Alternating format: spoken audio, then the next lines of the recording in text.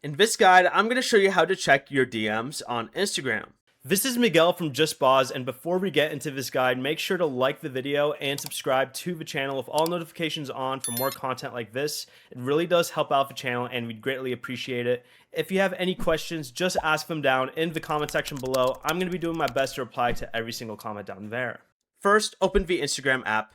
At the bottom of the screen, tap the paper airplane or messenger icon. Instagram previously placed this button in the top right, but it may now appear in the bottom navigation bar.